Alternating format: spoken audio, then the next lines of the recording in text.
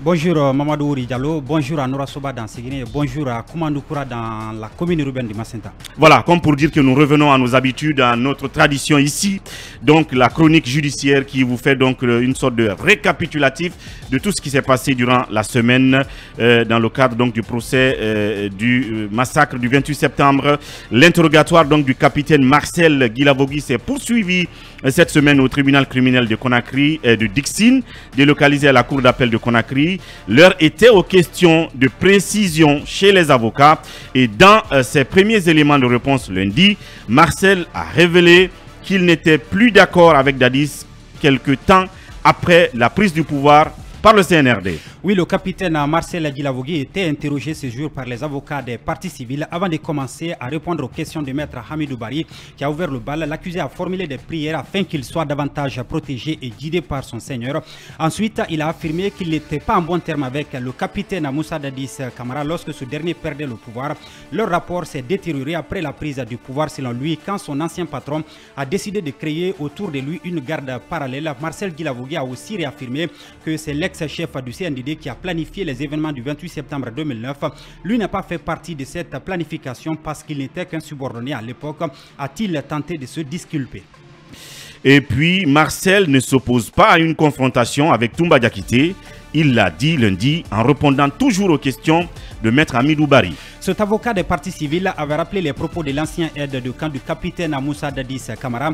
Monsieur Marcel, quelle réponse avez-vous à nous donner à cette déclaration du commandant Toumba dans son procès verbal quand il a dit à leur descente des véhicules, ils se sont mis à tirer en parlant de vous. Je n'ai pas d'avis et je maintiens mes déclarations, a répondu l'accusé. Pourquoi lorsque le commandant Toumba Diakité vous a demandé, d'arrêter les tirs, vous avez refusé, insiste maître Hamidou Bari. Je n'ai pas vu Toumba me dire d'arrêter de tirer, je n'avais même pas d'armes. Comment il va me dire d'arrêter de tirer, a vigoureusement réagi le neveu de Dadis. Ensuite, l'avocat a cherché à savoir si l'officier est prêt à une confrontation avec le commandant Toumba Diakité. Si le tribunal le trouve nécessaire, je ne peux pas m'opposer à ça, a-t-il coupé court. Et l'officier confirme que Dadis a préparé son arrivée au pouvoir avant le décès même du général Lansana Conté. Depuis sa nouvelle comparution il y a une semaine, le capitaine Marcel Guilavogui n'a cessé de dire qu'il venait de loin avec l'ex-chef du CNDD. Il en veut pour preuve les nombreux déplacements qu'ils ont effectués ensemble à travers le pays avant la prise du pouvoir. Des avocats des partis civils comme maître Alcina Issata Diallo ont cherché à comprendre ce qui se cache derrière cette affirmation. Où vous étiez allé avec le capitaine Moussa Dadis Camara, a-t-il interrogé. Pour ne pas dire que Marcel est de mauvaise foi, je vais vous expliquer de façon formelle, a entamé l'accusé. On est parti d'abord à Koulé, il avait le grade du lieutenant, on était accompagné de 2 ou 3 personnes que je ne vais pas nommer ici. Après nous sommes allés dans la sous-préfecture de Pela, dans un petit village où on a fait un petit sacrifice.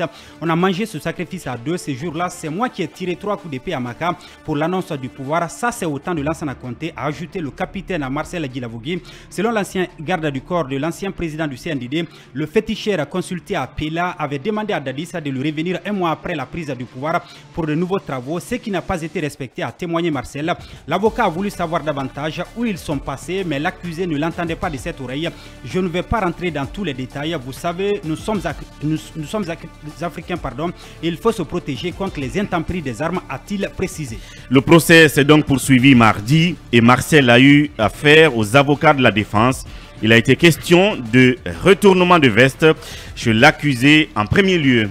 C'est maître Alimami Samouri Traoré qui a ouvert le bal. Cet avocat de la défense du capitaine Moussa Dadis Camara a commencé par tenter de savoir ce qui a changé chez l'homme entre sa première et deuxième comparution, d'autant plus qu'il vient désormais à l'audience en boubou et en chapelet accroché au cou. Rien n'a changé chez moi, a aussitôt réagi Marcel Guilavogui. Mais vous reconnaissez au moins que vous ne veniez pas avec le chapelet, a insisté l'avocat. C'est vous qui le dites, moi je suis chrétien et je prêche la parole de Dieu, a répondu l'accusé. Maître Alimami Samouri Traoré a ensuite voulu savoir ce qui a motivé l'adoption de la stratégie visant à opter pour le silence au début. J'ai beaucoup expliqué mon silence, je crois que c'est largement suffisant. Non seulement c'était une stratégie, mais aussi pour préserver ma propre vie, a rappelé l'ex-garde du corps de Dadis. Marcel reconnaît avoir été arrêté le 31 mars 2010, alors que Dadis est parti du pouvoir, mais dit-il, il y avait toujours des menaces qui planaient sur lui, parce que les proches de l'ancien président du CNDD, comme le colonel Moussa Keboro Camara et le général Baldé, ex-haut commandant de la gendarmerie, étaient toujours aux commandes.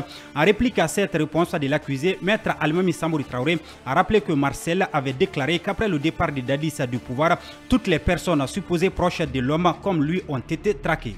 Et Marcel insiste sur la responsabilité de Dadis dans les événements du 28 septembre 2009, même s'il manque de preuves matérielles. C'était d'ailleurs l'objet d'une des questions de l'un des avocats du colonel Claude Pivi. Tout au long de sa nouvelle comparution, le capitaine Marcel Guilavogui n'a cessé d'accuser son ancien patron d'avoir planifié les événements du 28 septembre 2009 puisqu'il était désormais interrogé par les avocats de la défense.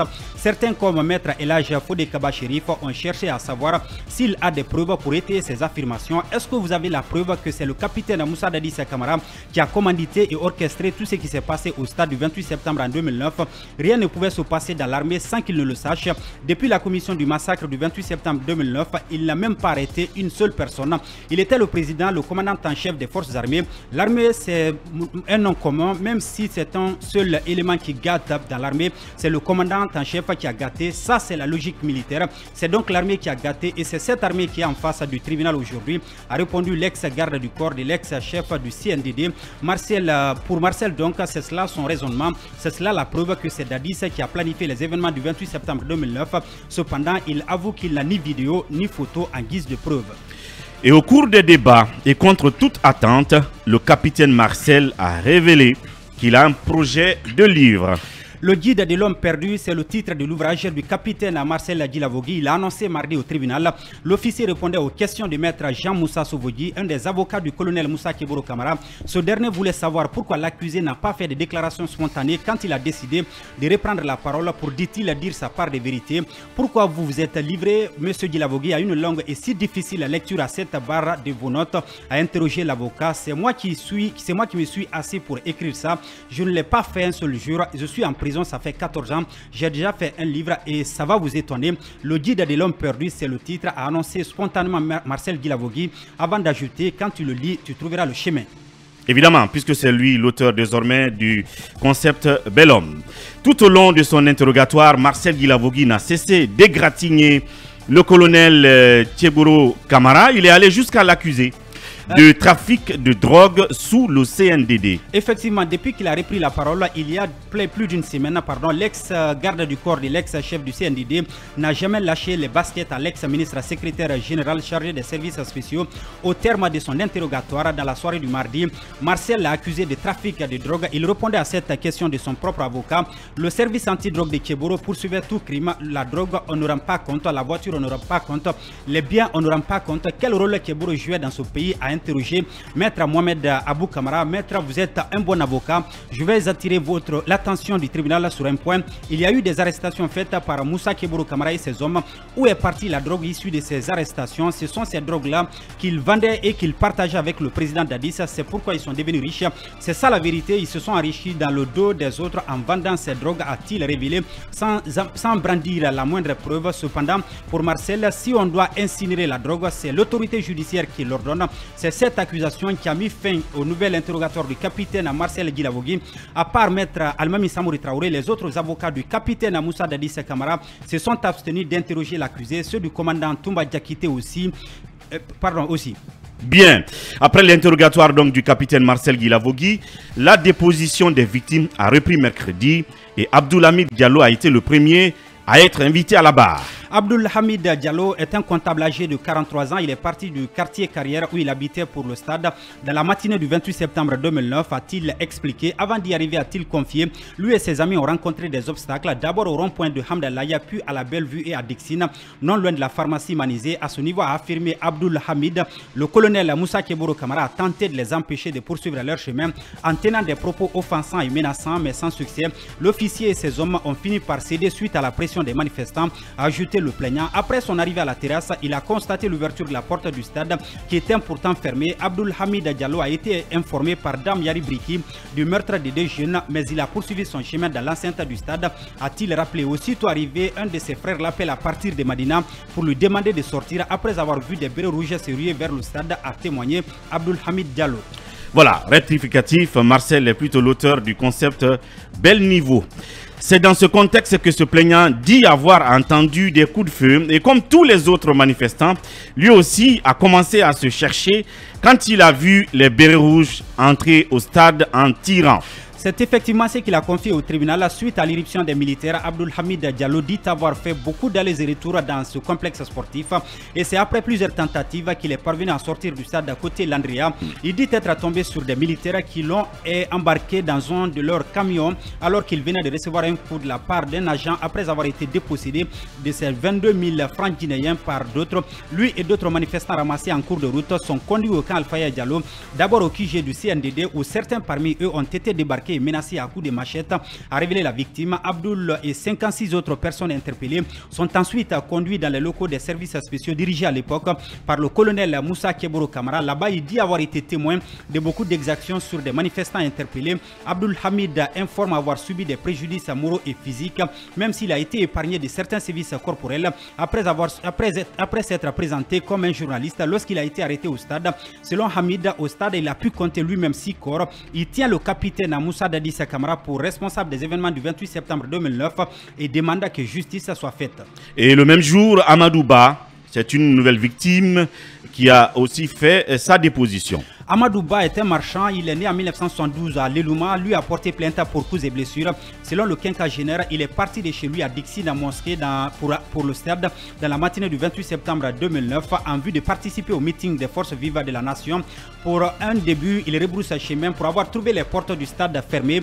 Il est rappelé par ses amis pour lui dire que les portes sont désormais ouvertes. Il revient et entre dans l'enceinte du stade, a-t-il expliqué. Il trouve alors la tribune pleine et prend place au niveau de la zone appelée Sahara. Quelque temps après, a affirmé le plaignant, les tirs commencent. En dépit de tous les efforts qu'il dit avoir déployés, il n'a pas pu se frayer un chemin. Des agents ont fini par tirer sur lui au niveau du pied, a révélé Amadou Ba. Il accuse principalement les éléments du colonel Moussa Keboro Kamara. Après avoir reçu une balle, il est secouru par la Croix-Rouge avant d'être hospitalisé à Donka. Il dit avoir trouvé d'autres personnes dans cet établissement hospitalier. Le jour où il y est arrivé, 3 de ses compagnons d'infortune ont trouvé la mort devant lui, a témoigné le militant de l'UFDG. À l'hôpital Donka, il dit avoir passé 3 mois sans recouvrer sa santé. Selon lui, il continue de traîner les séquelles de ses blessures et tient les autorités d'alors pour responsables de sa mésaventure. Amadou Ba aussi demande justice. C'est sa déposition d'ailleurs qui a clôturé les 3 journées d'audience de cette semaine. La suite du procès est renvoyée au 24 juin prochain. Voici donc la quintessence des 3 journées d'audience relatives donc au massacre du 28 septembre. Sekou Diatea, merci pour ces détails. Merci beaucoup. Merci beaucoup.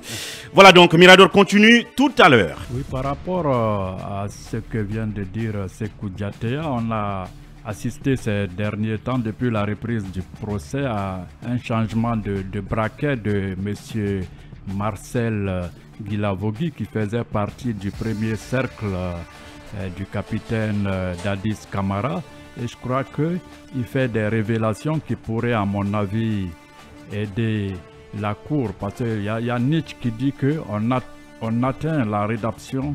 On atteint la rédemption que par la souffrance. Je crois que 14 ans passés en prison ont permis à Marcel de redescendre sur terre et de devenir en quelque sorte une sorte de prophète aujourd'hui qui marche avec des chapelets en main et qui tente de prêcher la bonne parole en tant que l'un de ceux qui officient comme prêtre au sein de l'église de la prison civile. Donc Marcel, il fait des révélations, il en vient même à parler de trafic de drogue.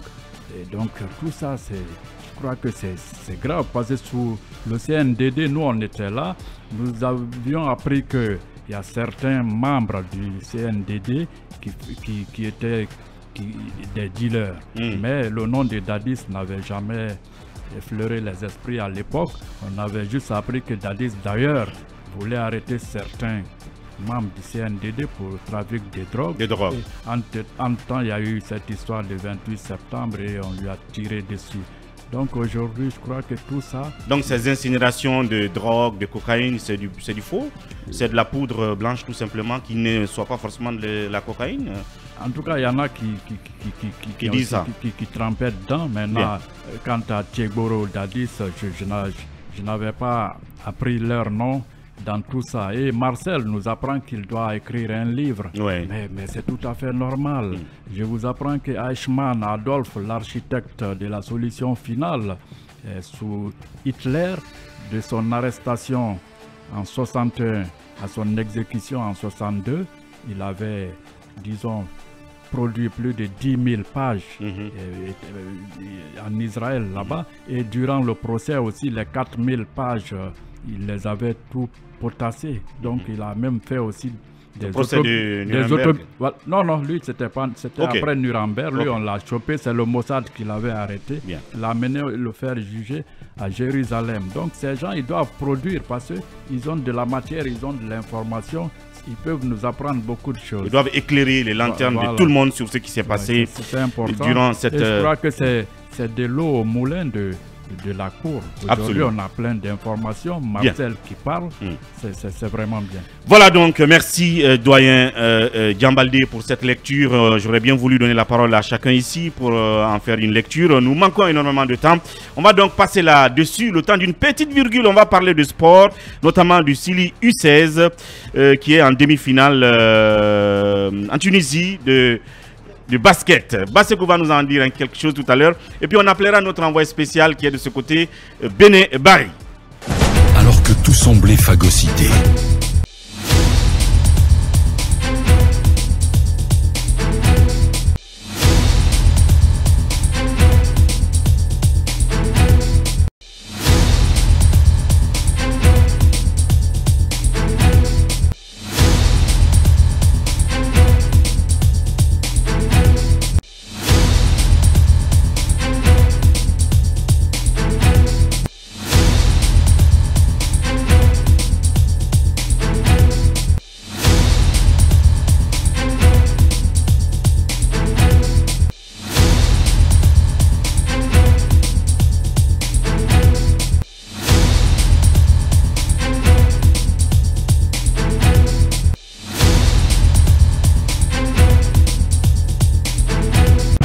Mirador, tour de chauffe.